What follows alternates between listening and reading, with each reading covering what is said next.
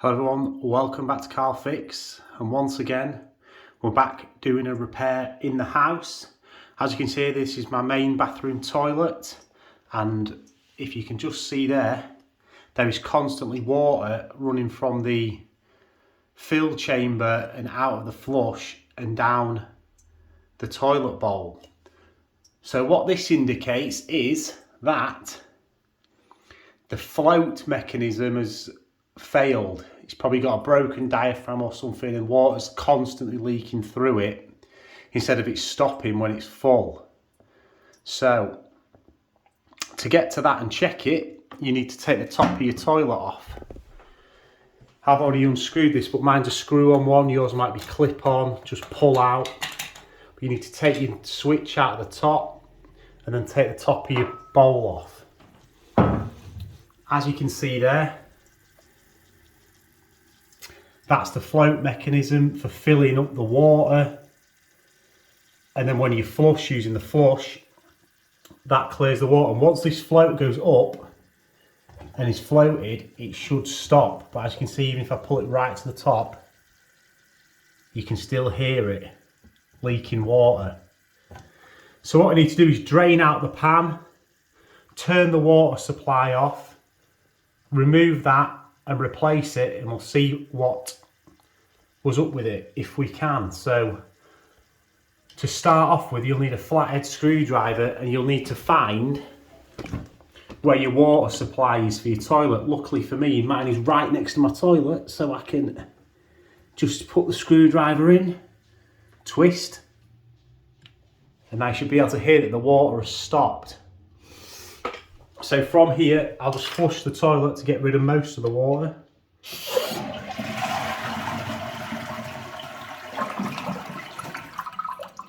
And now we have turned the water supply off, it won't refill.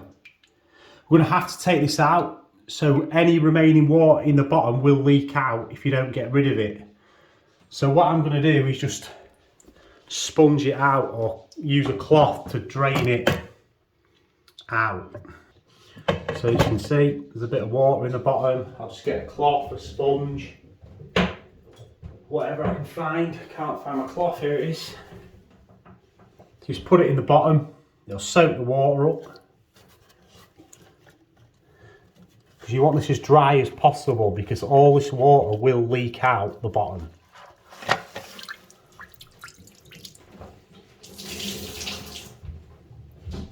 And just rinse and repeat that. And I'll come back to you when the bowl's as pretty much dry as I can get it.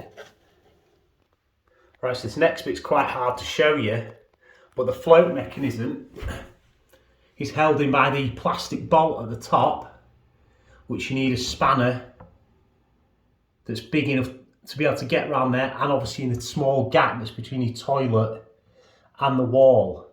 I've then got this fitting to a brass screw fitting, which is where the float will screw into. Unfortunately, I can't film me unscrewing this, because on the other side is my shower. There's not enough room for the tripod and me to get in there. So once I've unscrewed this nut and unscrewed the bottom of the float from the main water pipe, I'll come back to you. Sorry for the jerky camera. So yeah, now the old one is out, it is there. I should have said before, the tools I needed was an adjustable wrench to get the larger one off, and I ended up having to take the push valve off to be able to get the rest of the thread out of that old one. The new one's got a brass thread.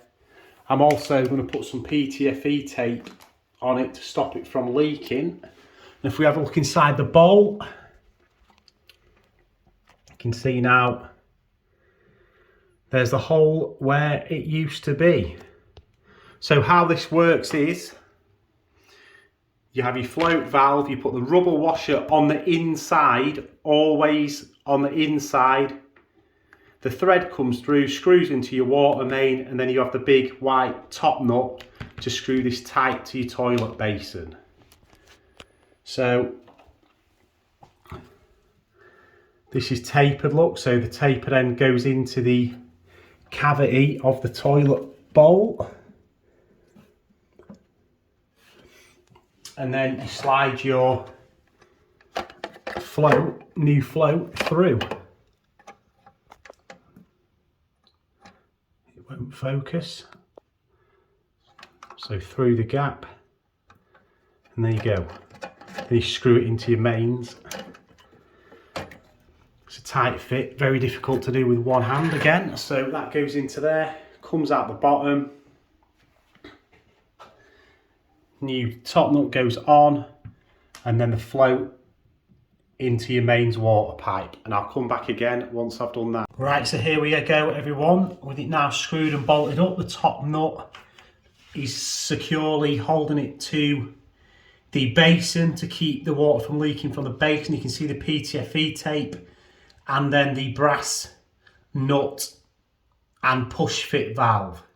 I've had to do that brass nut up pretty tight, so I ended up getting some extra extendable pliers to put onto the actual PTFE part, so you can proper wrench it up, else it will not create a tight seal, and it was leaking.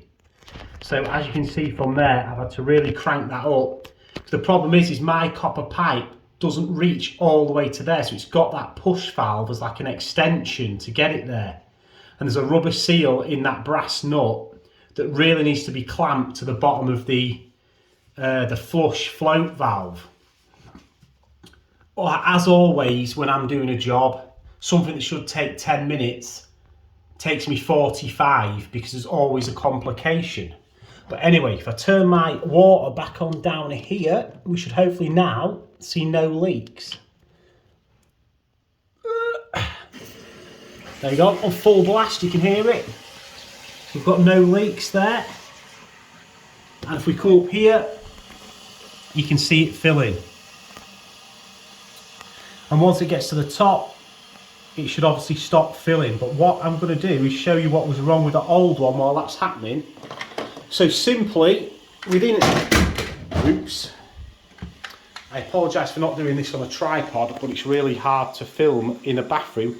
If you look in here, it was literally dripping water out constantly. And this rubber seal has got a split in it. Can you see?